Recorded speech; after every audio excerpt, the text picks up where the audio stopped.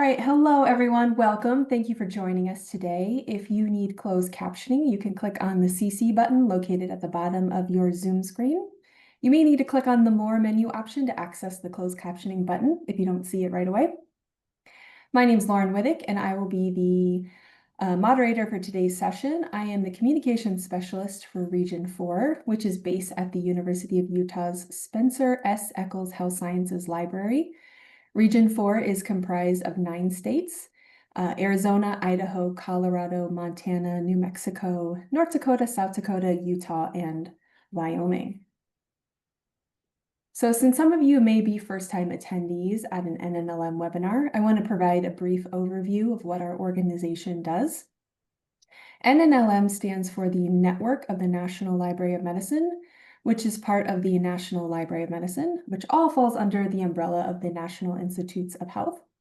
Our guiding mission is to provide equal access to biomedical information and improve individuals' access to information to enable them to make informed decisions about their health. Regionally, we collaborate with various organizations, including but not limited to public and academic libraries, schools, hospitals, and community-based organizations. Our efforts are primarily conducted through 3 main methods: providing funding to enable organizations to support their communities, conducting outreach, and training like today's webinar. A few housekeeping items before we get started. By registering for this session, you have agreed to the NNLM Code of Conduct, so we please ask that you keep your questions and comments respectful, and this just allows us to create a welcoming learning environment for all. We will be recording today's session, and the slides will be made available, so please note that editing and captioning the video can take us a few weeks. However, we will send the link to the recording and slides to everyone that registered for the session once they're available. We will also be sharing a link to the evaluation toward the end of the session. Completing the evaluation is the first step to claim your MLA continuing education credit, should you be interested in doing so. And we also just love to hear your feedback on this session, what you'd like to see in the future. So please consider filling that out for us. We really, really appreciate it. And finally, we ask that you enter your questions into the chat as you think of them. We'll have time for Q&A at the end of the presentation. Moving on, our next Region 4 webinar will be held in September 2025. We'll make an announcement on our webpage, our blog, and via our weekly newsletter with registration details once the session has been scheduled. If you'd like to stay up to date with Region 4, we encourage you to sign up for our newsletter or visit our blog. That QR code here on the screen will take you to our regional page, which is just nnlm.gov/about/regions/region 4, and we're going to pop that in the chat if it's not already there. I encourage you to head to nnlm.gov if you're outside of Region 4 to find and connect with your respective region for additional training, funding, and outreach opportunities in your area. Now I want to welcome today's guest speaker, Ms. Darlene Cavalier. Darlene is a professor of practice at Arizona State University's School for the Future of Innovation in Society and a senior global future scientist, Julie Ann Wrigley Global Futures Laboratory at ASU, Arizona State University. She is also an honorary fellow 2024 to 2028 at Southern Denmark University. Professor Cavalier is the founder of SciStarter, a popular citizen science portal and research platform connecting millions of people to real science they can do. Founder of Science Cheerleaders, a nonprofit organization comprised of current and former NFL, NBA, and college cheerleaders pursuing STEM careers. Co-founder of eCast, which is expert and citizen assessment of science and technology, and co-founder of ScienceNearMe.org.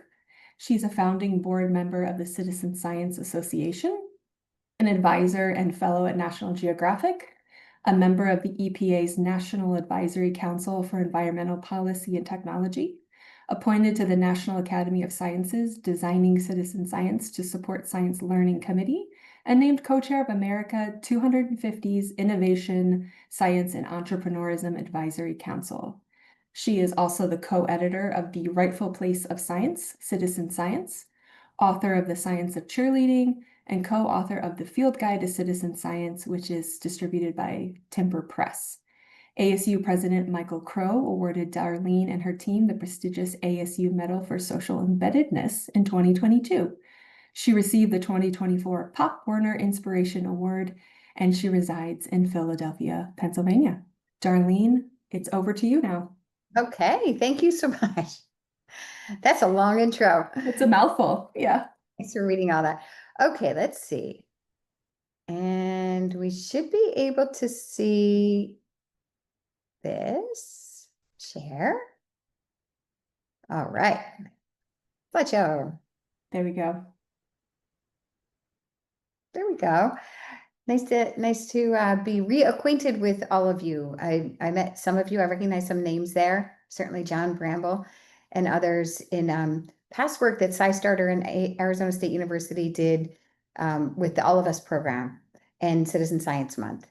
So I'm really happy to share information and knowledge that we've learned through working with libraries as community hubs for citizen science, and with a focus especially on biomedical and health projects. So forgive me if you already know about citizen science, but I'm going to start by just giving an overview of citizen science and then walk us through some of the outcomes. So in essence, it's a way that regular people can be involved in important scientific research that matters to them. Sometimes they do this through recreational activities or hobbies, maybe gardening or stargazing. Sometimes they get involved because their life depends on it, or someone they love, life depends on it. So they get involved in some of the medical and health projects. But at the end of the day, it's basically a collaboration between scientists who need data or have too much data and need that analyzed, and volunteers. Citizen science involves many different ways of getting involved and many different fields of science. In fact, all fields of science have some citizen science element to them. So people might be making and sharing observations, making and sharing observations about biodiversity by taking pictures of nature. And sharing them. That's the key. The data and your observations are always shared with somebody, and that's what makes it a nice difference between a typical STEM, science, technology, engineering, and math program, and citizen science. Somebody's using that data. You might be somebody involved in monitoring activities. You might be monitoring pollution, air quality pollution using sensors, light pollution, which is also part of measuring. Light pollution is a great example of a project where people who love stargazing, this is a very popular one, Lauren, in Arizona, in fact, where people love stargazing and they're getting very frustrated that they can't see as many stars at night. So some of their motivation is to understand the role that light pollution is playing in blocking them from seeing the stars that they should be able to see. But it also, of course, has health implications. For birds who migrate, light pollution is deadly. For people who like to sleep and depend on sleep, for a sound mental state, light pollution is not good for them. So that's just an example of another project. So you can see all of these different ways that people get involved and the ways that they do it through various activities. Citizen science is extremely accessible in terms of location, for sure, and diversity of projects. So you can do this from home. Many projects that are just online, you don't need anything but an internet connection and some device. And that's actually where libraries can come in and to be very, very valuable resources in rural areas in particular. That is the citizen science source for many people who get involved in these projects. Or you can get involved. I'm at Long Beach Island right now. There's so many projects I can do right along the coast here. Anyway, there's something for everyone is the point. But it's also serious science. Because of citizen scientists, we have better updates in these, but in general, lots and lots of papers have been published thanks to the work of citizen scientists. And until recently, due to the work of my colleague, Karen Cooper at North Carolina State University, we weren't really sure how much was being published using citizen-generated data, volunteer-generated data. And part of that was because they weren't using the tags for citizen science that would appear in metadata searches where we can look up and say, how many published papers this year? So Karen did a very good job of doing a landscape analysis of published papers and actually digging in and realizing like, wait, a lot of these papers actually were made possible thanks to the support of and input of volunteers. Why weren't the authors using that? And she found that some were just worried about saying they had volunteer generated data, worrying about what the perception would be for them. I would say the whole field has shifted pretty dramatically for reasons I'll share in a little bit. But now people seem less concerned about using the right tags for their papers. So the increase in published papers is very helpful for the credibility of the field, and it's just more honest. So here's some very specific examples of outcomes, scientific outcomes. I'm going to go into detail in one of these next, which is stall catchers. That's a very popular project that helps accelerate research on Alzheimer's.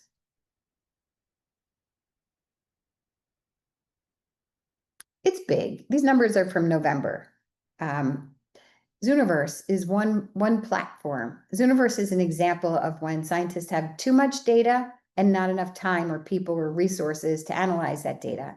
So they may set up a project on Zooniverse, which helps chunk out tasks that regular people could do. So imagine you have graduate students and you deploy them to quickly analyze a lot of data. And I mean a lot of data. I'm talking millions of images that might have come in through the Hubble telescope. There just are not enough professional researchers, professional astronomers to go through all of those images. So this is a great example of how we turn to the crowd.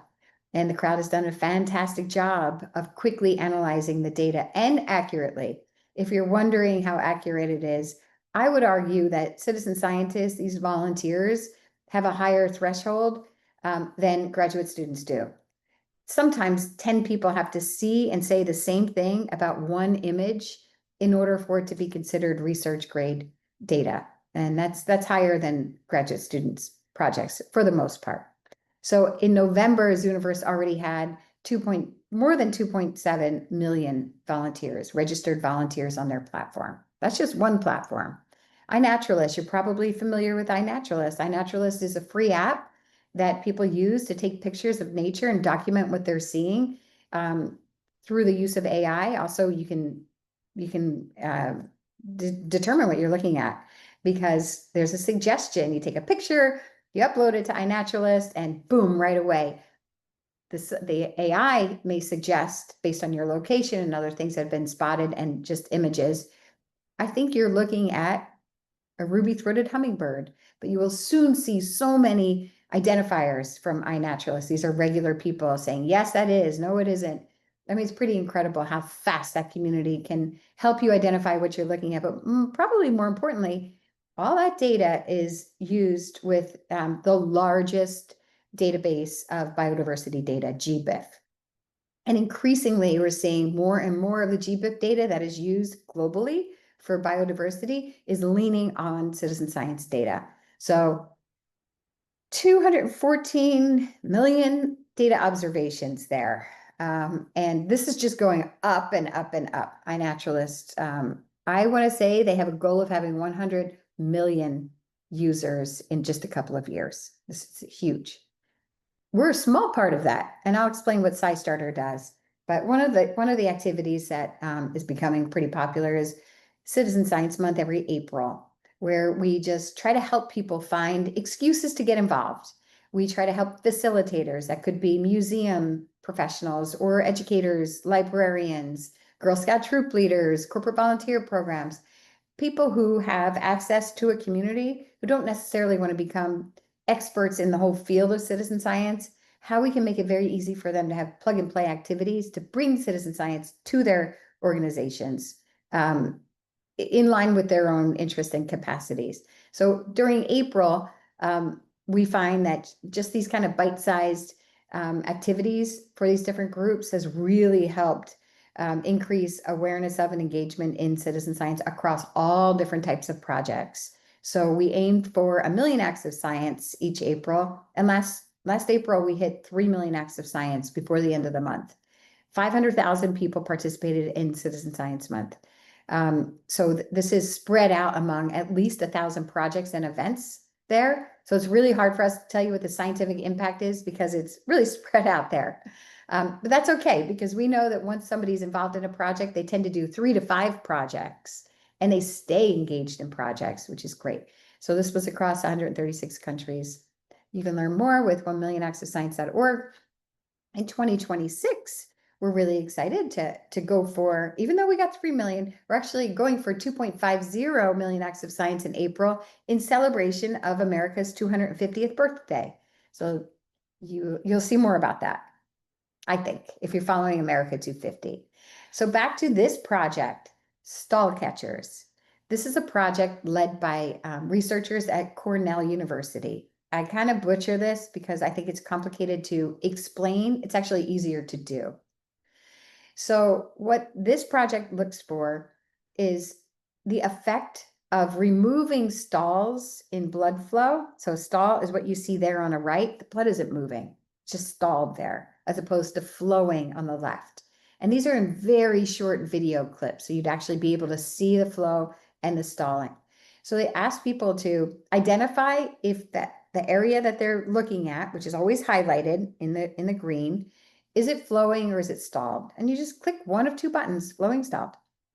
And in the beginning, you're trained, because the system wants to know if you are, kind of good enough to move to the research quality levels. And most people get good enough. It just takes a couple times to see it. And what they've been able to do with some of this research is experiment with different drugs, because what you're looking at here is actually the blood vessel of a mouse brain that has been infected with Alzheimer's, believe it or not. And so they try different drugs on this to say, look, what happens when we reduce the stalls? In some cases, memory is restored in the brain. This project is incredible because they constantly provide feedback to the participants. They're often publishing papers on this. And we've actually been able to measure as well how much time it has saved, time and money. It has saved the research team here. In one weekend, we might have it here, let's see. Here, I'll let this explain it a little bit. There's 85,000 people involved in the project. 50 to 150 people playing every day is pretty good. And I love the demographics because it's a range. It's Girl Scouts overseas. So these are people who are, part of families who have been deployed and they don't have much of a connection except virtually through their Girl Scouts, and they play this game together. It's also their grandparents, because obviously this is a topic that's very important to people. It has accelerated research by using these volunteers by a factor of 10. And this is important too. These are from Pietro Michelucci, who runs the project. Each individual annotation matters. Alone, the volunteers are about 70% accurate. And I'm just going to move, I can only see part of my screen here. Scientists doing this work are about 90% accurate. Sorry. Together, 99% accurate. And you'll have to trust Pietro. And if you don't know him yet, he's somebody you should have come speak to your group as well. He's just phenomenal in the work that he does, and a lot of it centers around human health. So he's constantly looking at these issues of what can AI do that humans cannot do, and vice versa. And how do we just get much more efficient with our research using some of these tools that are available as well. And I'm going to share these slides too, so you can go back and look at these and reuse them. I'll give you some more examples of projects that are about human health. You may be familiar with Foldit. This one I can't say I understand so much. This is where you play a game. Volunteers in this project play a game to help understand how proteins are folded. You basically help solve protein research problems. Somehow this is very popular, so people know what they're doing. This project has been around for a while, and researchers who have are facing some challenges with their research, put it on Foldit. They turn to the crowd helps. Next researcher comes along. This one has a very high credibility rate, and it is popular. So I encourage you to look at this one, although I'm not all that familiar with it. I mean, I'm familiar with it, but I think it's a little tricky. Outbreaks near me. Maybe you've heard of this one too. This is a very simple one. It's to help predict outbreaks that are happening based on symptoms that people report. anonymized symptoms people report. You can see how simple the interface is there on the left. This project is from Boston Children's Hospital and Harvard. So they have already 7.819 million people have gotten involved in this project. Very, very simple interface. How are you feeling today? Healthy, thanks. Not feeling well. Then it may elaborate with additional questions there. But you can see what they already looked at is people who are reporting their symptoms are helping them to track outbreaks and hopefully get ahead of the outbreaks before they happen. Outbreaks Near Me is the name of that one. Monkey Health Explorer. This is another popular one during Citizen Science Month. We'll have that researcher join us in April to do a virtual event where she talks through her research and she says, look, here's what I'm asking you to do and here's why. We need to identify white blood cell types in this particular type of monkey. Here's what it looks like. And so this platform, this project is an example of one that's on Zooniverse. And it's really neat because it walks you through examples. So you kind of do a little bit of a test run together. And pretty soon you're able to start identifying white blood cell types. This is open to everybody. This is another example where libraries really come in handy. When librarians are properly trained and equipped and supported, they're very good at introducing these projects to their library users and new users coming in, but also existing affinity groups. So as we know, a lot of seniors will turn to libraries. These are great ways to increase social engagement, teach them new digital skills. Computer labs at libraries especially are really well set up to support this type. And at the end of the day, they're accelerating really important medical research. So it kind of, as my colleagues will say, feeds two birds with one scone. I think you're actually feeding many more birds with one scone through citizen science. So already this project, it's 86% complete. So this is all the data that they have that they need analyzed. They're 86% of the way there as of today, yesterday. 21,000 volunteers. I think a good portion of them came from SciStarter because of the promotions during Citizen Science Month. And those 21,000 volunteers have made, 1.5 million almost data classifications, which is pretty cool. This is just to show you, these are papers published about biomedical and health citizen science research using citizen scientists. So these are peer-reviewed papers that are produced just for a little bit of extra credibility showing you this. And I think these might all be related to Pietro's project, which is stall catchers. This is not the prettiest slide, but this is copied and paste from Citizen Science Theory and Practice. Citizen Science Association rebranded the Association for the Advancement of Participatory Sciences, has a peer-reviewed journal called Theory and Practice. An entire issue is dedicated to biomedical citizen science. And so I'll include a link to that for further reading at the end of my slides. But I would encourage you to check that out because there's a lot in there about ethical concerns and project overviews, outcomes that have happened, how that particular subject matter is really scaling and increasing in citizen science. It's on the rise, as they say. And that's November 8th. I just mentioned this. This is one of the reasons why we've seen an increase in citizen science, both in terms of the number of projects, level of credibility, scientific outcomes, and certainly people who have become involved in this. Partly because there's a professional association involved now. It has a journal. It helps with advancing different related policies. It offers different training for professionals, so professional development training. But also you can see this list I have on the right.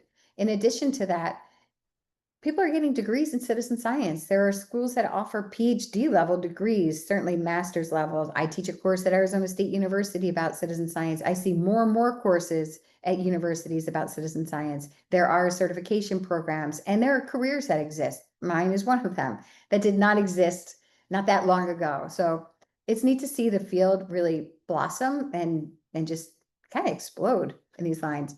About the theory and practice journal, we, being myself, I'm one of the co-editors of this special collections edition, which specifically looks at citizen science in third spaces, basically galleries, libraries, archives, and museums. So that will be out next year. And I'll let John and colleagues know, because I think this is going to be a really interesting way for you all to see how libraries are playing very pivotal roles in connecting citizen science opportunities to not just more people, but difficult to reach people and people who deserve to be part of these activities. This on the left was just taken from one of the NIH pages, but I thought it did a good job of just kind of centering on different areas that NIH is looking at with citizen science in different ways. And then also they map very well to different projects and focal areas that libraries have identified as well. So vector-borne diseases, there's a very popular citizen science app that's led by NASA, and it's called the Globe Observer. And one of the protocols there is specifically looking at vector-borne diseases that are transmitted through mosquitoes. So the app actually helps train people on how to identify dangerous mosquitoes and how to, get rid of their breeding sources. So that's an interesting way of NASA actually supporting it, because what they were originally looking for in their app is sources of water. And water is energy and energy is power. So they had people ground truth satellite data. The satellite can only measure so much with its cameras. And so it was asking people to identify the type of cloud that was above them, trees around them because of the canopy, as an intervention there of water, as well as the CO2 impact, and one other, the type of land that you're standing on. But they started discovering how the same app could be used to help identify mosquitoes. So that's just a neat connection. Another reason why we see this field really expanding, I think, is back in 2016 when President Obama released the Crowdsourcing and Citizen Science Act. And the bill really helped agencies that were hesitant to get involved because of one reason or another. Either maybe they were skeptical of the whole movement. I think they were also very concerned about the idea of using volunteers. So this kind of freed them up there. Somehow it related to the Paperwork Reduction Act as well. But it basically said, you have permission to move in and support citizen science and crowdsourcing and work with volunteers to accelerate scientific research. So that was very helpful. I'll go over a little bit here, just the role of SciStarter, which basically helps people find these opportunities. I started SciStarter because when I was in graduate school studying this, it was very difficult to find these projects. You shouldn't have to know terms like citizen science or participatory research or environmental volunteer. These things should be so discoverable that they are embedded into things you're already reading. So not only did SciStarter organize a database of now thousands of projects, but also they are embedded on sites like Discover Magazine. On many libraries' web pages, you'll find a project finder that looks like it's theirs, but we want to get this out to where people are already. So we know that millions of people enjoy science and nature. Thousands of scientists need their help. SciStarter connects them. This is the ecosystem of SciStarter.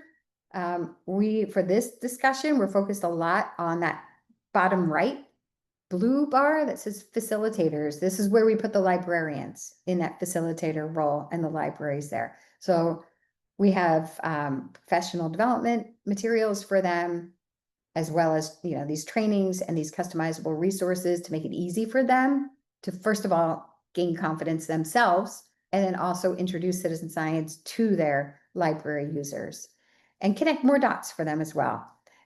All of our work really centers on reaching the public. So the facilitators are a way for us to reach the public. We reach the public so that we can help the scientists who need help with their projects. So the scientists play a role by adding their projects and also being available when we need them to hop online and explain their project. Being available when we need to report outcomes. We study a lot about the motivations and also why people stop getting involved. If you're not hearing back from the project leader, you're not going to do that, continue to do that project. So the searchable database is what most people know SciStarter for, but all of these other things come into play to make this kind of our ecosystem. This is just showing the growth. The growth has been pretty incredible, a little bit faster than we anticipated in the past couple of years, and it's just primed to really grow more. A lot of that will depend on what happens with federal agencies and some of our main partners, frankly. I think a lot of people in the same boat. Now, the library work that we do started in 2017, and I won't belabor this too much, but in 2017, we actually noticed from our own data on SciStarter that people were viewing and saving projects and not doing them. So we looked and thought, well, these same people are doing other projects, so why aren't they doing the projects that they're not doing? And so with researchers at Arizona State University, we were able to start to see they had common characteristics in these projects. Namely, they had something that was not easily found around the house that was required in order for you to do the project. The obvious things would be an air quality sensor. Most people do not have those around their house, but even little things like a tape measurer. Kind of surprising how many people don't have them, or a ruler. And so if that was required as part of the, the activity of your project, it was something that they thought, well, that sounds good. Maybe when I find that, or if I get one, I'll come back and do that project. So then that started a research project for us to start to talk to people who weren't doing the projects, but then also look at ways where we might be able to provide that. Because what we started to uncover was that these projects are very limited in a sense. As much as we say, be part of a community and all the values that we instill, and it's fun, it's all these things, many times getting involved in a citizen science project is still pretty socially isolating. It's you and the frog that you're monitoring out back. It's you giving your symptoms online. It's you playing an online game. Even though you're part of an online community and you're contributing to something bigger, it can be socially isolating. So we actually started looking at libraries as a potential resource to address some of the known barriers. Lack of access to the instruments, and those instruments, like I said, could be very low cost instruments. This socially isolating feeling. Well, maybe the libraries can help people meet together to learn about projects, do them together, even if they just learned about them, did them at home, and came back together again to draw upon their conclusions and form a community that way. Lack of time. So we think the libraries and SciStarter help with that by bundling everything somebody needs and distributing them, circulating these kits through libraries. So in 2017, we partnered with 6 libraries in Phoenix, in the greater Tempe area. And we worked with those libraries to understand their barriers, their limited capacities, and also what their communities wanted. Because with thousands of projects, you can't have a kit for everything. So we whittled it down to, I think, 6 or 7 different projects, co-created these kits, tested them out, loved the feedback that we got from our independent evaluators, and then scaled the program. And we realized the only way it's going to scale is if we put the instructions to build your own kit online, because every library, it turned out, did the kits a little bit differently. They wanted their programs to be in that kit that people checked out. They may have their own cataloging system. Even the outer kits, they may have wanted different sizes for those outer kits, depending on how much space they had available. And they certainly wanted their library's logo on the materials there. So we developed kit making guides, links to everything you would buy on Amazon. And quickly the program scaled to 100 libraries in Arizona in just about a year, which was a very good sign. We tested, refined those materials, and scaled nationally.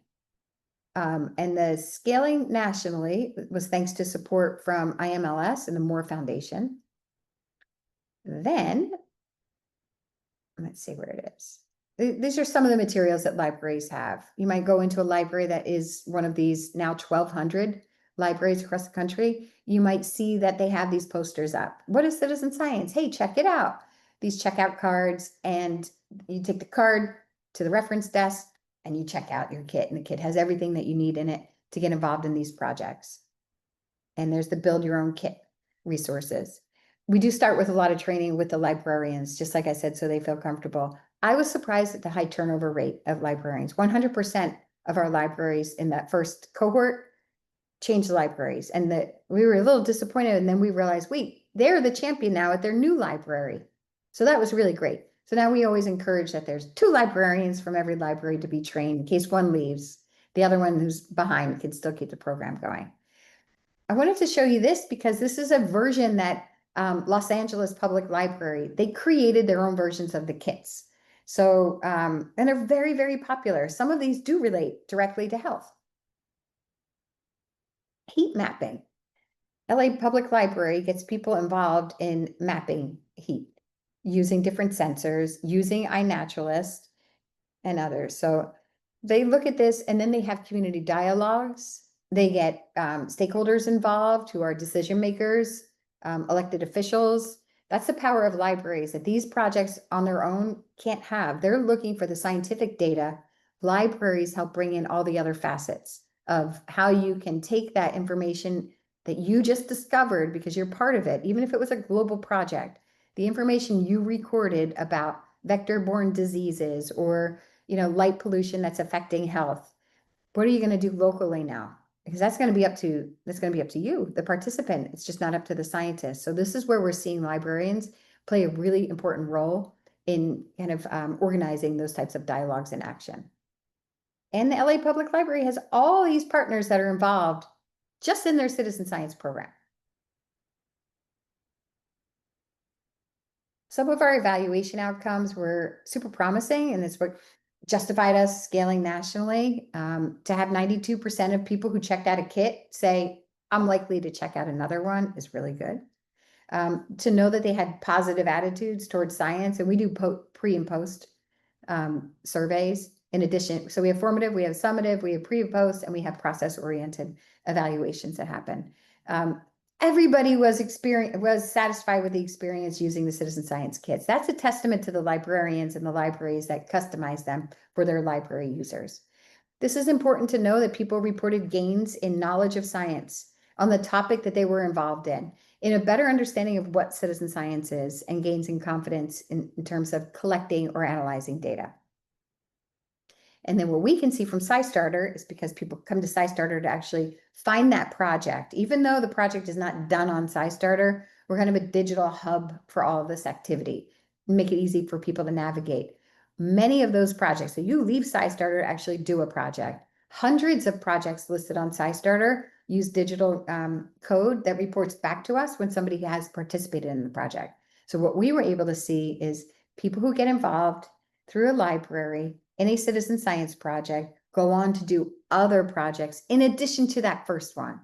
So we see sustained engagement, which is really great. These are some key findings. The high turnover I mentioned. Libraries really struggle with capacity and funding. The librarians do everything. And still, I think many, especially that work with youth, are stuck in the notion that citizen science is a STEM learning program, or all librarians come at this thinking citizen science is for kids. And that's just because we've been trained that way for so long, that citizen science is taught to kids who will become scientists. Citizen science turns all of that on its head and say, you can jump in and jump out at any point, and you're not expected to become a scientist at all. You should keep doing life as you're doing life. But when you want, you should step in when it makes sense for you. Like I said, recreationally, or because the motivations are different. So we keep socializing that idea there. But those are some of the barriers. Opportunities, how much librarians love to learn from each other. So that network that we have is very popular in terms of information sharing and knowledge sharing there. We learn from the librarians too. Kits are very popular. It's the heaviest lift of everything to do because there has to be an investment. We don't charge, but they're going to have to buy these supplies. You have to be invested in training your librarians and staff, and you have to, be invested in promoting the kits, or they'll just sit back there in a room. I'll try to move faster through this a little bit, but one thing we learned is that the librarians really could benefit from volunteers. They have great volunteers at the library. We now train their volunteers to become ambassadors for their program. So this was a test that we did last year. And it was to offer the libraries, we'll train your volunteers to become ambassadors for the program. And in addition, we put it out to the SciStarter community. You know, there's more than 200,000 members. Maybe you want to do more. Maybe you want to socially connect even more. If so, get trained as an ambassador. You can then, be equipped to introduce citizen science in your own community. We limited it to a number of cohorts, just so we can evaluate it properly and see if it's worth scaling. And it certainly is worth scaling. This is just about the library growth. And by the end of this year, we should have 1,500 libraries that are part of our network at the rate that this is growing, which we're excited about. These are just professional development and user trainings. Somewhere around 30,000 people, maybe more, have already completed the Foundations of Citizen Science and earned a badge. That means they didn't just do the self-guided training. And thank you for NNLM for its support in making that training possible. But they also did 2 projects. And we know that because of the tools that people report back to us. That's a lot of people who, there's no reason for them to do that training. It's just the digital badge. But the digital badge is built on an open badging system that uses a taxonomy to describe the skills and competencies that were practiced or required in a way that is searchable by LinkedIn. It's the same taxonomy that LinkedIn uses, I think it's called Lightcast. So we're working with ASU to see how far can we push this, where these informal experiences get translated into actual, academic currency in some way, or job skills currency. There's a new library training. Libraries as community hubs for citizen science. And I just want to encourage you all to take the Foundations and the libraries training, maybe even the ambassador one, but any help in spreading the word to libraries would be great, because then everybody's speaking the same language. And it takes away the mystery of, how am I going to describe citizen science? It gives free resources. It includes PowerPoint slides and talking points. It includes activities, hands-on activities, and simple event ideas. It is not difficult to find biomedical and human health projects to insert into those examples. So every library that's part of that network would be able to facilitate these connections to biomedical and human health projects. There's no shortage of projects that they can be doing with them either. This is just an example of the 142 certified ambassadors. So there's more people who took the ambassador training, but you have to go through third-party screening. And this is where I said we limited it to a cohort, because if we're putting them on our website and encouraging libraries to reach out to one, or museums or other groups and schools, we need to make sure that we know who they are. Third-party screening. We don't want to get ourselves or anybody else in trouble. So this is limited only to those who went through that screening. Libraries are amazing at hosting events during Citizen Science Month and tying citizen science into some of their larger programs like summer reading. So last year there were 107 events. This year, 124 as of May, same time. This number just keeps going up in terms of the number of events that libraries are hosting for citizen science. I told you 2026 is going to be big for April and Citizen Science Month with this goal. And we're an official partner of America 250 as part of their America Gives initiative, which is billed as the largest volunteer event in America's history. So we are their channel to get people to volunteer in the field of science. So we're very excited about April next year. This is what we're working on with our current funders, and we're always looking for more because that funding is definitely a little shaky. But we anticipate by 2028 to have 2,000 libraries solidly involved in this, 4,000 trained ambassadors, 500,000 SciStarter members. These are going to be people who not only have accounts, but actively engage in these projects. 5 million acts of science in Citizen Science Month in April of 2028. And we're already seeing global engagement, but those first 4 are what we're building towards. And I'm pretty sure we're going to exceed that. These are some of our partners. This I want to hit on real quick before we open it up to questions too. This on the left is what I found from the NIH website. And it's great because some problem that project leaders have, especially with things happening with funding, is data storage where are we going to keep this? If they didn't already upload it to a platform like Zooniverse and they're trying to start their own, that is a big prohibitive barrier for them. Data storage, and then also for others, including regular people and researchers looking for citizen science generated data, access to that. So I know all of us was trying to move in some of that direction. And I could see here from the National Center for Biotechnology Information that they have a process there too. But I just want to kind of put stick a feather in your cap. Sure. Put a little notion out there for you to think about. And there's an example here from Sweden too, of how they have this registry for medical data, both for people to upload, researchers to upload using their metadata standards and normalizing that data, and also for others to be able to access and cite. That's one area that we know is a known barrier for some of our project leaders, our project scientists there. And there may be a role in how libraries, research and academic libraries, might be able to help with some of that.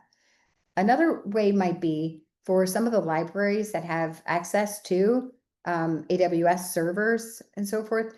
Maybe there's a role where some of the researchers rent from them or collaborate in other ways with some of those libraries. This is a bigger discussion, but I do want to just point out, I think that's an amazing opportunity that can help the libraries and also help these researchers. From SciStarter's standpoint, there's definitely a need. These projects are just proliferating. And we would like to get out of the habit of asking somebody to add their project to our site. There was a federal inventory of projects, but when the administration changes, that goes away. We hold the data and then we replenish it for that agency, GSA, when they reopen. But it's not a very efficient way of doing things. And we know, because we have experimented with the use of AI, to train AI to go and collect the information about these opportunities to engage, we'll call them projects and events, in a way that we can normalize the data and enrich our own database. That takes money, because every time you need to update it, you have to retrain those things, and each one costs those tokens. If you're familiar with AI, that's how it gets pretty expensive to do that. But I think that's an important thing to do. And so I will just kind of leave it here. There may be some further reading and I'll add some more links. But these are some things that I cited today. And I'll open it up to questions, if that's okay. Yeah, feel free to pop your questions in the chat.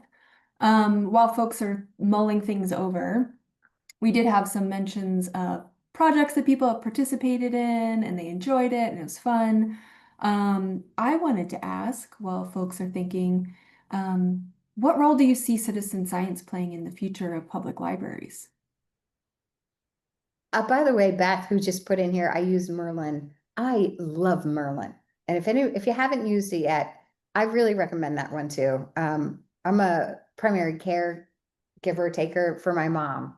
And we just go out and we listen to the birds, because her eyesight is failing a little bit too, but it's pretty amazing. You open that up, you hit, record, and within seconds, it identifies the birds that are around you. And talk about not feeling lonely.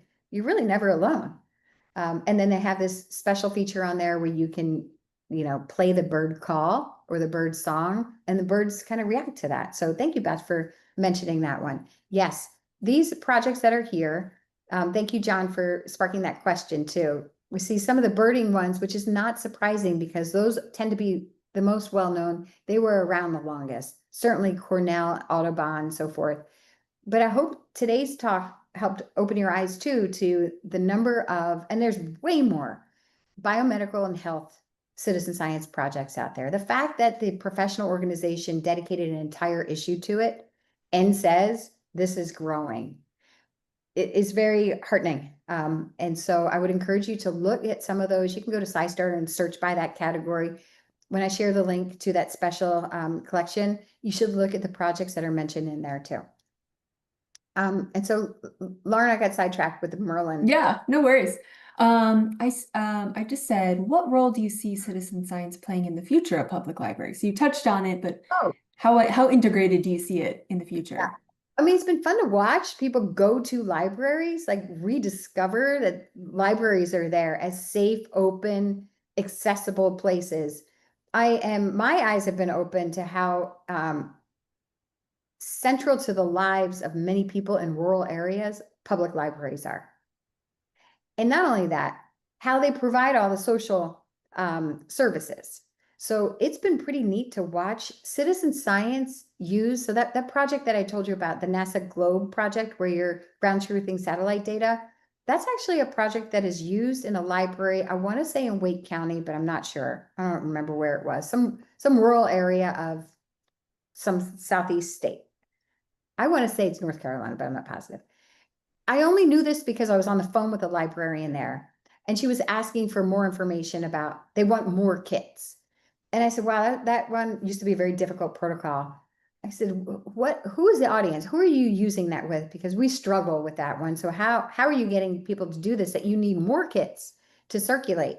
And it was their AA, NA, and suicide prevention group. Basically, people who are just looking for a reason to stay alive and feel like you're part of life and society. They actually use citizen science, and the fact that NASA was involved brought them together socially. They had new skills to put on their resume. They actually were helping NASA scientists. That was the beginning of our badging, because it dawned on me that if you were interviewing somebody like that for a job, you might not believe that somebody who maybe didn't even graduate high school was ground truthing NASA satellite data. It doesn't add up. And how would they even find the words to put on the resume? It's difficult for me to even translate. That's why when I say that taxonomy that's used for the skills and the competencies that align with things that LinkedIn has, that is an easy translation. It's all in the badge. And we say, here you go. That goes right on your resume. So it's kind of like giving back to the people who are involved in these projects in ways that can help them, since they're already helping, the scientific research. I don't know that that could have happened without the library involved. And there's no way a NASA scientist, until we told them, even knew, because most people are pretty anonymous when they're doing these projects by design. So the libraries continue to provide us with these stories that are pretty incredible. So yes, so libraries That's play a amazing. very important role in connecting us to people we can't reach in ways that matter to that community. Cecilia said, what a fascinating way to support people in recovery. Agreed. Yes. Danielle said, I am a nursing liaison at my community college. I have been looking for alternatives for their boring, tired research papers. This is exactly what I'm looking for. So kudos. Help too, Danielle. Anytime you can just email me. We have a team that is so good about identifying projects that need some participants, and then also additional resources that might not be as obvious on the project page. Let's see, I have another question while we're still waiting for folks. What strategies have you seen or have been reported to you that are most effective engaging community participation? Mhm. Well, I think knowing the community, right? We all know that. So it's not really a single strategy that works. The one single strategy that seems to work, though, is the Citizen Science Month, when we stopped calling it Citizen Science Month and called it Million Acts of Science, because it's a challenge and it piques curiosity, gets rid of all that terminology. Like, what's an act of science is the first thing you might think. Be like, here you go. Here's a simple way to get involved in Million Acts of Science. And each organization that gets involved kind of has their own reward systems. Girl Scouts have a patch or a badge. So it's knowing what your audience is and aligning that with the project. The Alzheimer's one is popular because I think it's still the 7th leading cause of death and no cure yet. And a lot of people are going to be affected by that. So people get involved in that. Again, it's like racing for a cure because somebody's life depends on it. So the health and medicine ones, I think, have a special angle that has this like sense of urgency. That's a different motivation than, I'm bored today. I'm curious to know, what that thing is in my tree. Maybe I'll get involved in a weather monitoring project. Even the weather ones, there's a different approach for that. Some people involved in that precipitation, which I think 48,000 people are actively involved every day. And their data is shared with the National Weather Service to really enhance forecasts.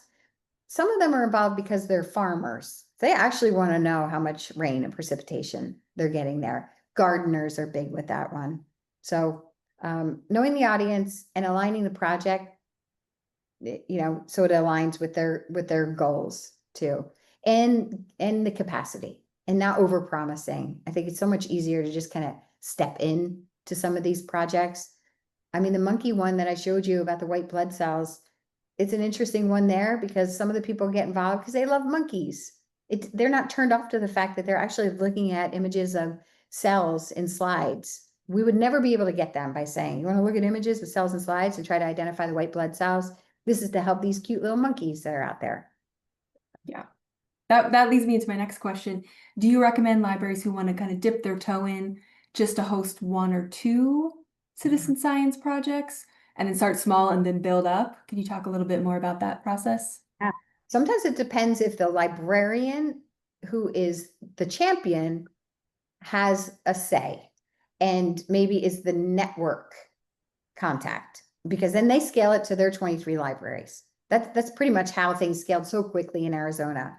They were sort of the directors that were curious, what's involved, what's the commitment, what kind of materials do you have that we can train staff at each one of these libraries pretty efficiently.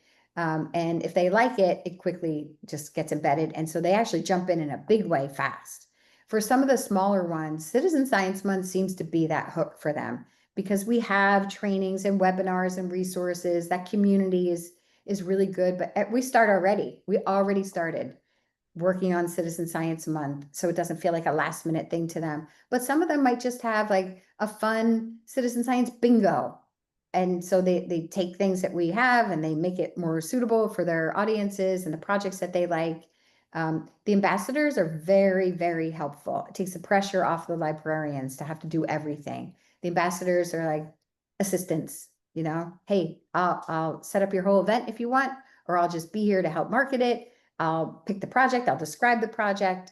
Skype a scientist is really good at providing subject matter experts if somebody's really concerned that they're going to butcher, you know, stall catchers like I did. Well, you can Skype a scientist and have somebody come in and talk about Alzheimer's. So there's a lot of different resources that are available to librarians too. Pretty much every barrier. If somebody wants to do it, they'll do it. There's just too many ways that we have resources to address every barrier.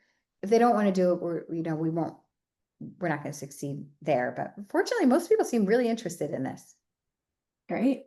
There was a comment about they were fascinated that there was international projects included. Do you remember off the top of your head some of those international projects? I mean, international would be Zooniverse and iNaturalist, the first 2 that I showed, stall catchers. That's how those Girl Scouts overseas are so involved in stall catchers. That's because of the nature of how the projects get done. They're online. Anybody can do them if you have access to the internet. So those that are considered global are typically, it's because of where the data is needed in some cases. So iNaturalist, they need data from all over the world to feed that database and make it more accurate.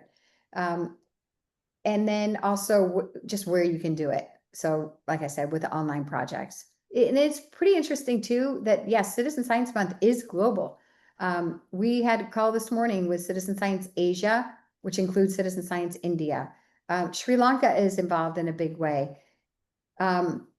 Europe last year for Citizen Science Month, they highlighted a project that is run by some researcher in a different European nation every day throughout April. And they stitched it together just by using a common hashtag of Million Acts of Science. This year, we're changing it to just Acts of Science. So these are like interesting ways that things are scaling by just a simple hashtag. Awesome. We are almost at time. I don't see any extra new questions or comments coming through. So going once, going twice. If you think of anything, if you have a sudden question after the session, you're always welcome to email region4@nnlm.gov. We can pass it on to Darlene and she can get back to you. And once again, we're going to share the slides and the recording. Just give us a couple weeks to get that email out and get everything captioned. And if you're interested in receiving CE credit or just giving feedback or both, please fill out the link that Sam popped in the chat. We really appreciate Darlene. Thank you so much for sharing your expertise. This was wonderful. I loved it. Thank you for joining me today. And thanks for inviting me. I appreciate it. Yes. All right, everyone have a great afternoon, evening, wherever you are. Take care. Hi, everyone. Thank you. Thanks for watching. This video was produced by the network of the National Library of Medicine. Select the circular channel icon to subscribe to our channel or select a video thumbnail to watch another video from the channel.